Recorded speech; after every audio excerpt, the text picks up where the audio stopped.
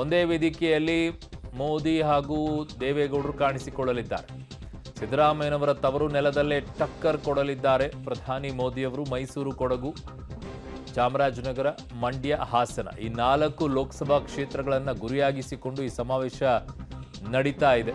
So ಮೈಸೂರಲ್ಲಿ ದೋಸ್ತಿ ನಾಯಕರ ಸಮಾಗಮ ಯಾವ ಮಟ್ಟಕ್ಕಿದೆ ಅಂತ ಅಂದರೆ, ಅಲ್ಲಿ ಮಾಜಿ ಪ್ರಧಾನಿ ದೇವೇಗೌಡರು, ಹಾಲಿ ಪ್ರಧಾನಿ ನರೇಂದ್ರ ಮೋದಿಯವರು ಈಗ ಸಮಾಗಮ ಆಗ್ತಾ ಇರುವಂಥದ್ದು. ಸೊ ಈಗ ಬಹಳ ಬಹಳ ಬಹಳ ಬಹಳ ಚರ್ಚೆಗೆ ಎಡೆ ಮಾಡಿಕೊಡುತ್ತೆ ಅವರ ಭಾಷಣ. ಮಗದೊಂದು ಕಡೆಗೆ ಈಗ ದೇವೇಗೌಡರು ಒಂದೇ ವೇದಿಕೆಯಲ್ಲಿ ಕಾಣಿಸಿಕೊಳ್ತಾ ಇರೋದು ಅಪರೂಪದಲ್ಲಿ ಅಪರೂಪ. ಈ ರೀತಿಯಾಗಿ ತುಂಬ ರೇರ್ ಆ್ಯಂಡ್ ರೇರೆಸ್ಟ್ ಕೇಸ್ಗಳು ಇವು.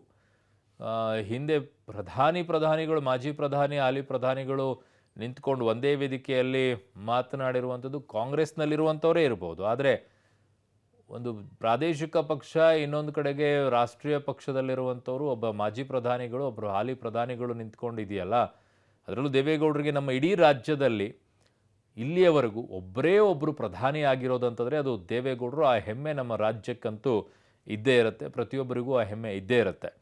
ಸೊ ಹಾಗಾಗಿ ಬಹಳ ಇಂಟ್ರೆಸ್ಟಿಂಗ್ ಆಗಿರುವಂಥ ರಾಜಕೀಯ ದೃಷ್ಟಿಕೋನದಲ್ಲಿ ಹೇಳ್ತಾ ಇದ್ದೀನಿ ಇದನ್ನು, ಇನ್ನುಳಿದಂಥ ದೃಷ್ಟಿಕೋನದಲ್ಲಿ ಅಲ್ಲ.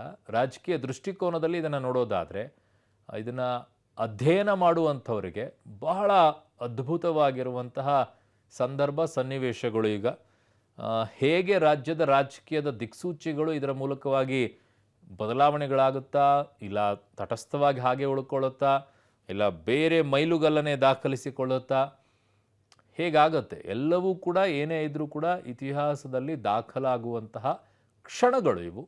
ಸೊ ಆ ಕ್ಷಣಗಳನ್ನು ನೋಡೋಕ್ಕೆ ನಿಮಗೂ ಕೂಡ ಅವಕಾಶ ಇದೆ, ನಮಗೂ ಕೂಡ ನೋಡೋಕ್ಕೆ ಅವಕಾಶ ಸಿಗ್ತಾ ಇದೆ.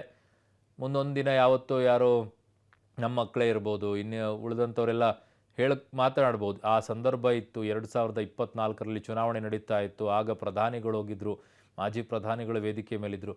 ಸಹಜವಾಗಿ ಬರುತ್ತೆ ಅವನ್ನೆಲ್ಲ ಅಧ್ಯಯನ ಮಾಡುವಂಥ. ಈ ಸಂದರ್ಭದಲ್ಲಿ ನಾವು ಹಿಂದೆ ಎಲ್ಲ ಮಾತನಾಡ್ತೀವಲ್ಲ, ಹಾಗೆ ಅವಾಗ ಇಂದಿರಾ ಗಾಂಧಿ ಇಲ್ಲಿ ಪ್ರಚಾರಕ್ಕೆ ಬರ್ತಾಯಿದ್ರು, ಇವೆಲ್ಲ ಮಾತನಾಡ್ತಾ ಇದ್ರಲ್ಲ, ಹಾಗೆ ನಾವು ನೋಡೋಕ್ಕಾಗಿರಲ್ಲ, ಅವನ್ನೆಲ್ಲ ಕೇಳಿಸ್ಕೊಂಡಿರ್ತೀವಿ. ಈಗ ನೋಡೋಕೆ ಅವಕಾಶ ಇದೆ, ಇವುಗಳನ್ನೆಲ್ಲ ನೋಡಬಹುದು.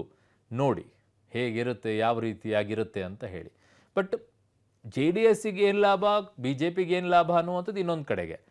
ಬಟ್ ಮೋದಿಯವರ ಭಾಷಣ ಈಗ ಕಾಂಗ್ರೆಸ್ ಮೇಲೆ ಹೇಗೆ ಲಾಭ ನಷ್ಟವನ್ನು ಉಂಟು ಮಾಡುತ್ತೆ ಅನ್ನೋದರ ಪರಿಣಾಮಗಳನ್ನು ಕೂಡ ನೋಡಬೇಕಾಗತ್ತೆ. ಕಾರಣ ಟಾರ್ಗೆಟ್ ಇರುವಂಥದ್ದು ಮೈಸೂರು, ಕೊಡಗು ಲೋಕಸಭಾ ಕ್ಷೇತ್ರ, ಚಾಮರಾಜನಗರ ಲೋಕಸಭಾ ಕ್ಷೇತ್ರ, ಮಂಡ್ಯ ಲೋಕಸಭಾ ಕ್ಷೇತ್ರ, ಹಾಸನ ಲೋಕಸಭಾ ಕ್ಷೇತ್ರ. ಅಲ್ಲಿಗೆ ಸೀಮಿತ ಆಗಲ್ಲ ಅಂತ ಅಂದ್ಕೊಳ್ತೀನಿ. ಕಾರಣ ಅವರು ಇಲ್ಲಿಂದ ನೇರವಾಗಿ ಮಂಗಳೂರಿಗೆ ಹೋಗ್ತಾ ಇದ್ದಾರೆ ಅಂತಂದರೆ 14 ಲೋಕಸಭಾ ಕ್ಷೇತ್ರಗಳನ್ನು ಕೂಡ ಟಾರ್ಗೆಟಲ್ಲಿ ಇಟ್ಕೊಳ್ತಾರೆ, ಎಸ್ಪೆಷಲಿ ಬೆಂಗಳೂರು ಗ್ರಾಮಾಂತರವೂ